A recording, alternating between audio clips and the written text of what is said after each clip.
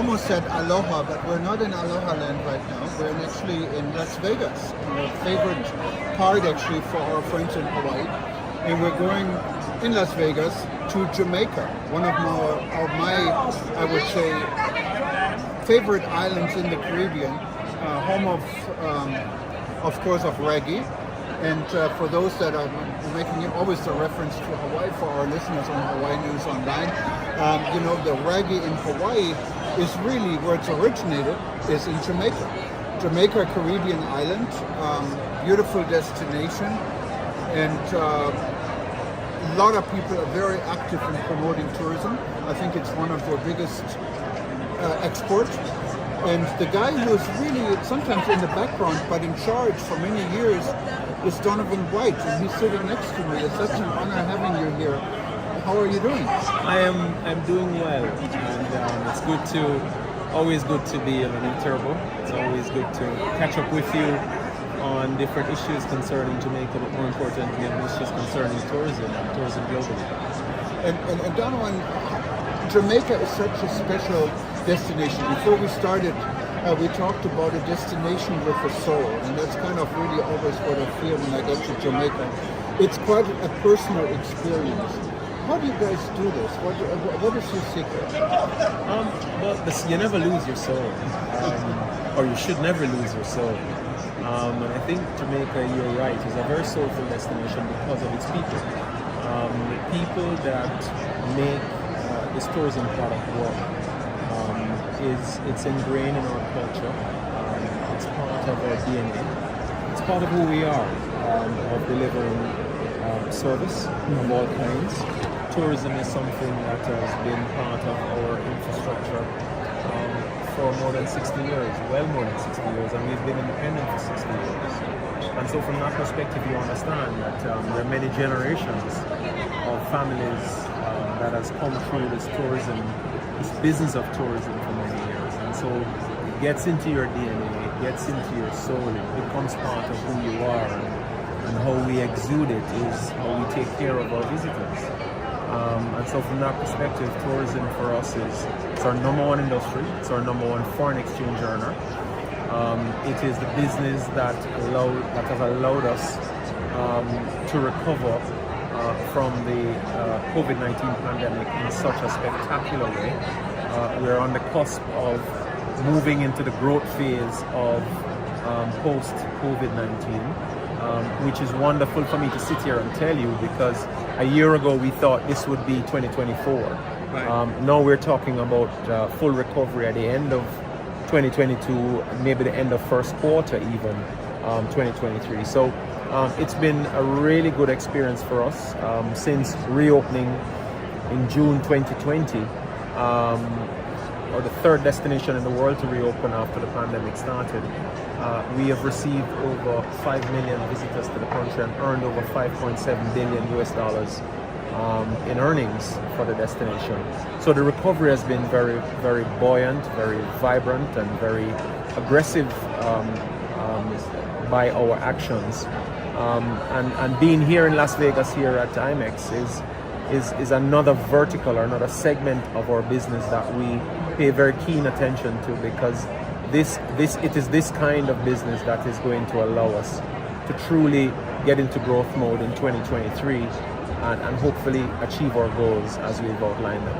And as you said in the beginning, it's all about people. You have the people, and one person in particular comes into my mind is the CEO of Sandals Resort, Adam Stewart. And Adam is not an old guy. He's younger, a lot younger than I am, and you are probably. And he runs an organization that is just absolutely amazing. And I think Jamaica, and he's a real patriot. He loves his country. Yes. I had a pleasure of meeting him one time, and I want to tell our listeners this story because I think it really moved me in a way. And I said, look, this is really how an organization should be run. I'm not going to bore you with all the circumstances surrounding this, but there was something, I guess, he wanted to correct in regards to a perception what was going on at the time. And he said, look, things like this don't happen in my resort. I was born here. This is my home. I went to school. This is where I grew up. That's all I know in my life is this resort. And this is kind of the feeling you get when you come to Jamaica. People take ownership of their product. And again, if you go to Sandals, it's the only company in the world I know that had kept up extensive advertising and outreach during the absolute impossible times. When you turn on CNN, first thing you saw is Sandals, and you see these beautiful pictures of Jamaica. And I said, oh my God, we're locked here in my house and other COVID cases all over the place. This is the place I wanted to be. And the minute Jamaica opened up, I think this was part of your success. It wasn't even the investment Sandals did as a private company. I think Sandals really helped enormously to restart tourism for all of Jamaica. Yeah. And these type of things, the people behind it, I think is really your secret.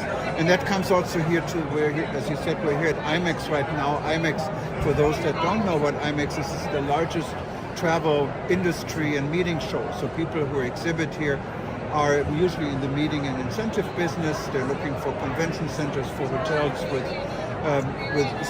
convention space. And having a destination with such a soul must really put Jamaica on its own league, I think.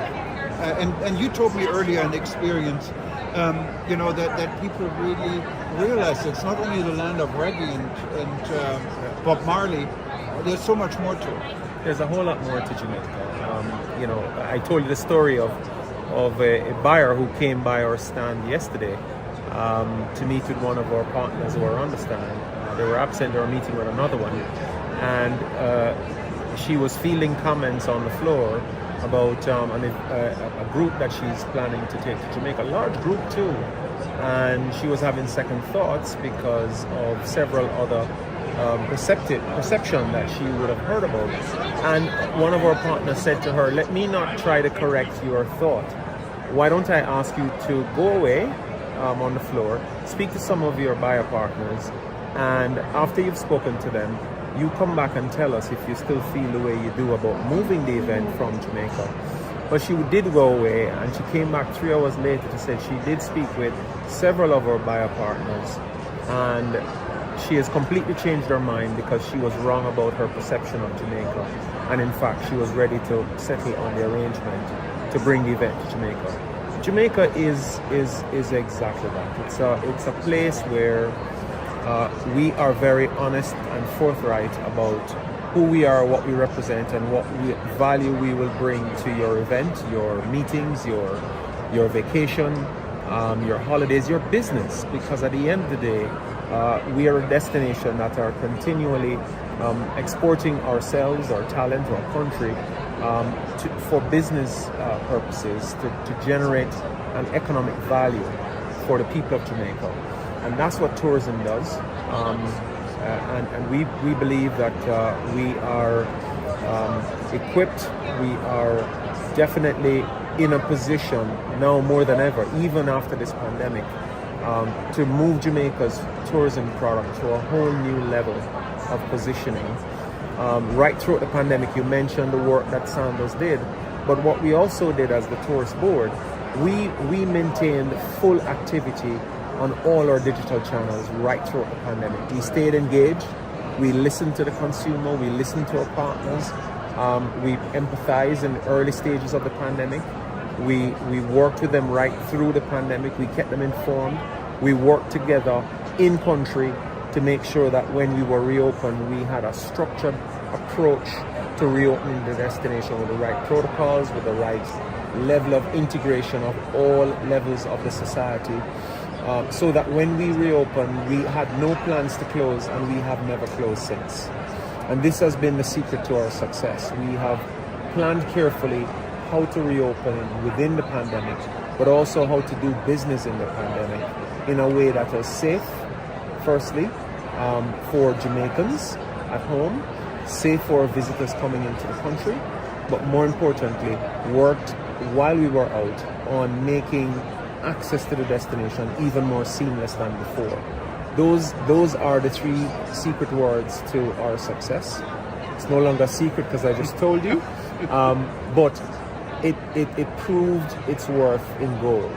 And we are forever indebted to the people who worked along with us, our airline partners especially, our destination partners, our hoteliers, the attractions, the hotel association, the private sector generally. What we have found is the linkages of Jamaica in terms of all the other industries that depend on tourism for survival and for growth are now booming because tourism is booming. And so from that perspective, we continue to understand that we don't stand alone. Without all the other people around that support tourism, there'll be no tourism. And that just doesn't go for Jamaica, it goes for tourism globally. And so, when you have that kind of outlook and perspective on the industry that you serve and the people that you serve, it is easy to get our job done, but more importantly, it's easy to deliver value where value is required. Yeah, and the key, of course, also for success, you mentioned it, is connectivity. Jamaica is only really a very short distance from the United States, but I think remains your main core market right now. I think from Houston to Montego Bay is an hour and a half or so. About 2 hours. A 2 hours flight, so it's not very far. And Jamaica has been able to attract a lot of new opportunities here from the connectivity because of the kind of destination it is probably. Airlines also now are flying in from beyond the US and Canada. Maybe you can tell us a little bit more about what's going on and maybe also about your plans and how you see the future Jamaica becoming a truly international global destination. Yeah, the airlift is the lifeblood of the tourism industry. Without lift, people can't get to your destination because they can't swim there. The United States Jamaica is probably one of the most, if not the most, connected destination in the Caribbean from the United States and Canada. We have service out of almost every major gateways along the northeastern seaboard, the southwest corridor of the United States, the Midwest, and now only last week Frontier announced service from Denver, which will be 3 times a week starting in February, service from Chicago Midway, which adds to our Midwest air seat capacity, and service from St. Louis. So we have been blessed in that regard. From Canada, we have almost our full complement of seat capacity back in full force for the winter tourist season, with Air Canada, WestJet, Sunwing, and Transat all flying to the destination along with Swoop. We have from Latin America, Copa flies out of Panama almost daily to both airports in Jamaica. We are in deep discussions this coming week at World Routes, with a number of airlines out of Latin America, Europe, and further afield into Asia and the Middle East, as to how do we continue to expand our airlift capacity to reach more places with more people more frequently. You mentioned the Jamaica being a global destination. We are a global destination. I just did a deep dive in where visitors arrive from in Jamaica, and we, out of about 226 countries across the world, you have probably people coming from more than 150 countries to Jamaica. It's not always easy to get to Jamaica because obviously some of these places that people arrive from are far afield and there's no direct flights, but they do multiple connections to get to us. Some of them are going to the United States. They take a hop over to Jamaica for 3 or 4 nights for a weekend. So we are a multi-dimensional destination that is driven by our culture, our music, our people, the allure of the destination partners, the hotel partners that we have brought in, the resorts that we offer are exotic. The attractions that we offer are multifaceted. The travel into the destination in terms of places to go, things to do, things to eat, people to meet, the allure of celebrities to Jamaica is at an all-time high since since the pandemic. In fact, there was a report about 6 months ago that said there's been more celebrity sightings in Jamaica since the pandemic than any other country in the world. Jamaica is one of those iconic destinations that people want to associate with, and they want to be seen to be there and partaking in the luxury and the life of Jamaica. And we welcome them, and we welcome that, and we thank them for their patronage. But more importantly, we have a 42% return rate of visitors to Jamaica, which basically means that of every 2 people you see in Jamaica, one of them have at least been there once before. That's an enviable position to own. We own it well. We celebrate it, and we thank the people who come to us, but we thank the people that continue to come over and over and over again, even more, because those are the people that truly make the difference, and those are the people who understand what we mean when we see you at the airport and we say welcome home. And your concept for leisure travel, for the most part, not the most part, but a large part, is an all-inclusive concept. But of course is price conscious, but you get luxury resorts for sometimes less than what you would pay if you would just add all the food items and everything else to it, quite a bit less actually. And you have a high standard of hotels and resorts. How do you support the local industry? Many people have asked us, okay, if there's an all-inclusive resort, I would never go to a restaurant. Is that really the case? It is not. It is not. The traveler today is an immersive traveler. The traveler today is sometimes less concerned about the price of the vacation and more concerned about the experience of the vacation. And so what you find is that, and if you talk to our DMCs and our tour guides and our tour operators, you'll find that in the last 2 to 3 years, the purchase of tours by visitors to the country is up more than 50%, which means more people are buying tours, more people are going out and immersing themselves into all aspects of the destination. The fact that we offer an all-inclusive product is not unique to Jamaica, first and foremost. In fact, it's a more immersive product offering than you can have in an EP setting, because what it does is the resort development looks at all aspects of the traveler's expectation. And so they provide the restaurants, they provide the nightlife, they provide the tours, they provide the rooms, they provide the beaches, they provide the pools, but they also have distinctive external arrangement with DMCs that allow for the selling of external tours, for the buying of restaurant trips in the evenings or shopping trips in the days that take the visitors out into the destination and immerse them. But I think also that our marketing, how we position the destination, has been key.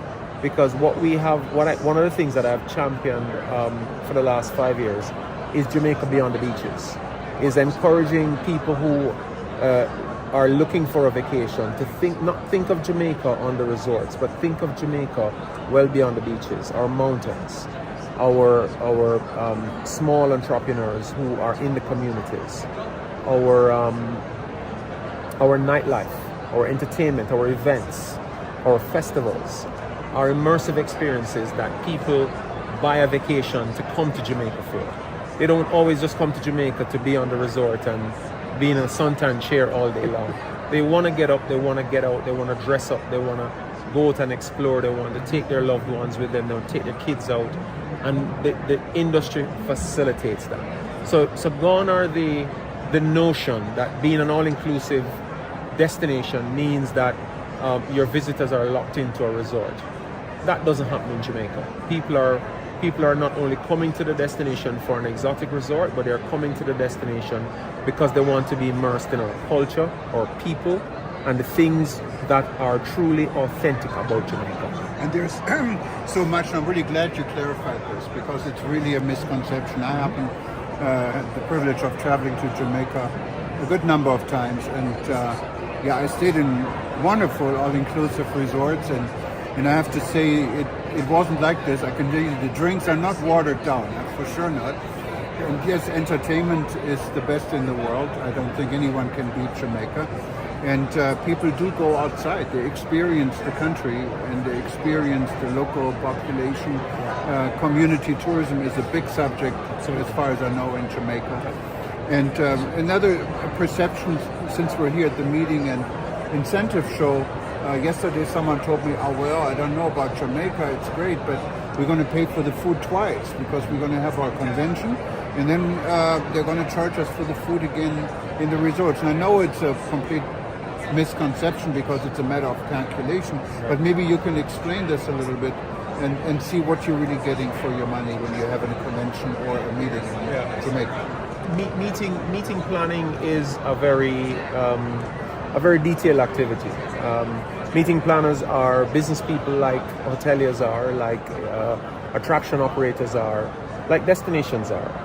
They look at every cost component of planning meetings for their clients because usually they operate on a budget. And so it's about the negotiation, it's about doing the deal in a way that allows for the complete understanding of all elements of the deal. It's no different from planning an event and having to do a budget and accounting for every line item in that budget.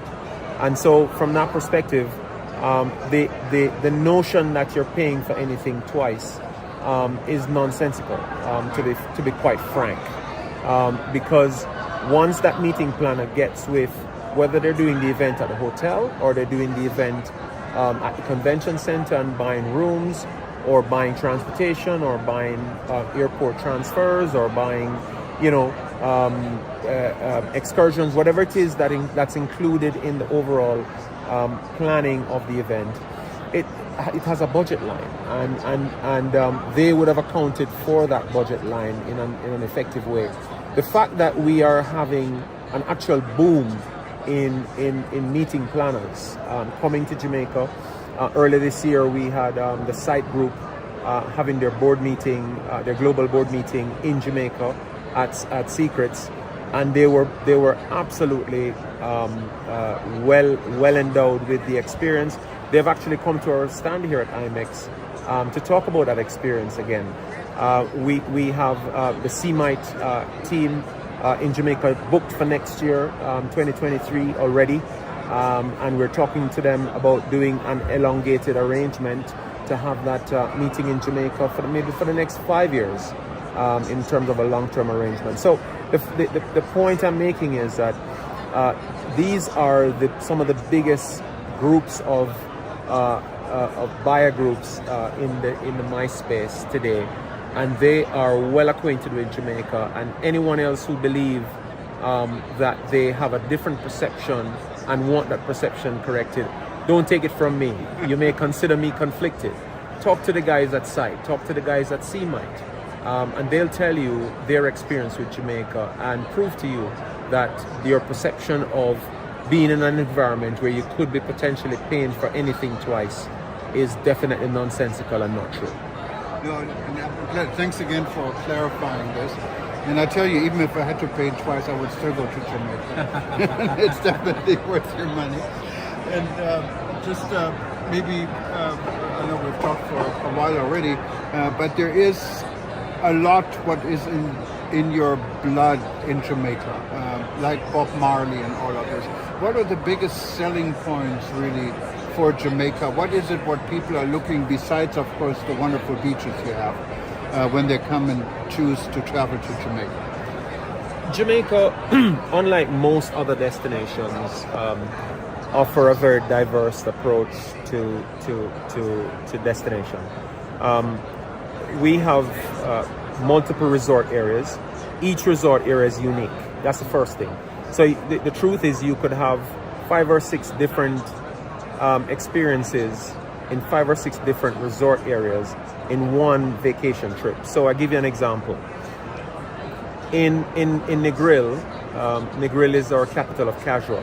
It is where you'll find most people stroll along the beach in their short pants, sandals, and a t-shirt, sipping on a pina colada going bar to bar, bar hopping along the beach, or going beach hopping or pool hopping in different properties along the beach.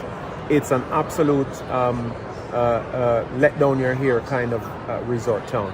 Then you move over to Montego Bay, where you have some of the largest resorts, some of the best attractions, some of the best nightlife, some of the best places to go, things to do, most immersive, more developed environment. And then from there, you're moving over to Ocho Rios, which is where you find the majority of our attractions, including the world famous Duns River Falls. Again, it's a different, slightly different product. The area of Ocho Rios is filled with trees and lots of rock climbing, hill climbing experiences, including the Duns River Falls, as I mentioned.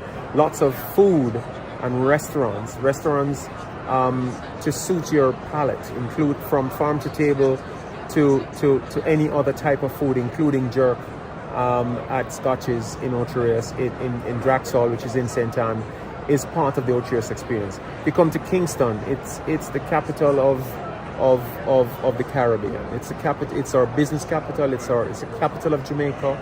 It's where you find the business district. It's where you find the entertainment district. It's where you find the nightlife. It's where you find Devon House Ice Cream, Bob Marley Home, Bob Marley Museum, the entrance to the Blue Mountain. And then if I take you to something completely different that is just totally off the beaten path, you go to the South Coast in St. Elizabeth, where it's rustic, it's luxury, but it's rustic. It's done in a way that is totally authentic to Jamaica. The food is exquisite. It's wide open to the Caribbean Sea. You get a kind of feel you're in a farming community, so you have a lot of farm to table experiences. You have a lot of farm tours. So the point I'm making is what makes Jamaica different is the fact that you can have several different authentic experiences in different parts of Jamaica on one vacation.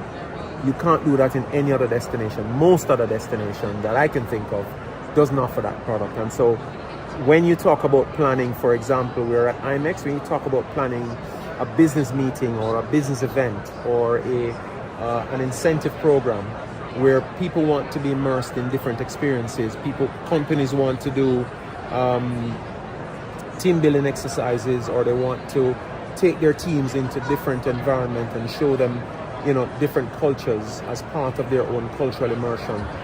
Jamaica's no better place to do it than Jamaica, simply because you can find these immersive experiences all over Jamaica. Thank you so much. Maybe one last subject in regards to sustainability and your workforce in Jamaica. Do you import a workforce, or is it done mostly by Jamaican? Who's running the show in Jamaica? That's a question that we could answer in many ways, but predominantly the workers of the tourism industry are Jamaicans.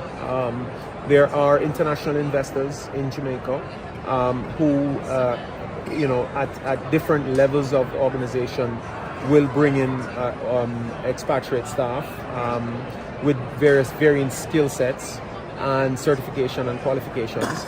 But for the most part, the industry is supported by Jamaicans. There are Jamaicans employed at all levels of the hierarchy throughout the industry. We are, like every other destination across the world, going through a period post-pandemic where there is a shortage in the workforce because people have found other means of gainful employment throughout the pandemic when they were stuck at home without a job. Some of them furloughed indefinitely. And so there is a gap in the employment market globally, and Jamaica is part of that globe. And so we have that challenge like most other destinations. But like everybody else, we are looking at strategies and methodologies to solve that problem.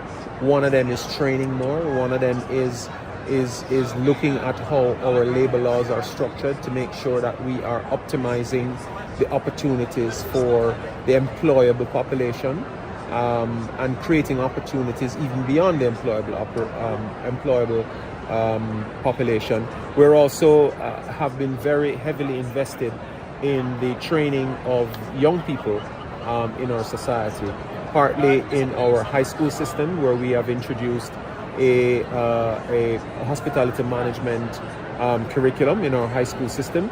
We have deployed what we call the Jamaica Center for Tourism Innovation, which is part of our higher level education and certification of the people who work in the industry currently, to make them more certified so that they become upwardly mobile within the organization, within the industry, but also movable outside of Jamaica and within the industry. So we're trying to take a very multifaceted look and approach to how we continue to make the workforce have more dexterity and flexibility to move, to be mobile, but also to serve the industry in a better way.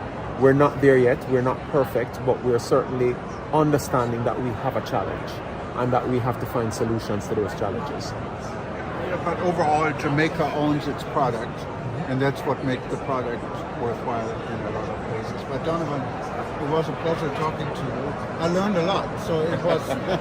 Hopefully, we can repeat this, perhaps the World Travel Market or any event. Absolutely, anytime. Anytime. Thank you. How do you say it? There's no really Jamaican word because you guys speak English, but is there any special word you say goodbye or do a hello or anything? All is good, man. All is good. Everything cool. Okay. Thank you.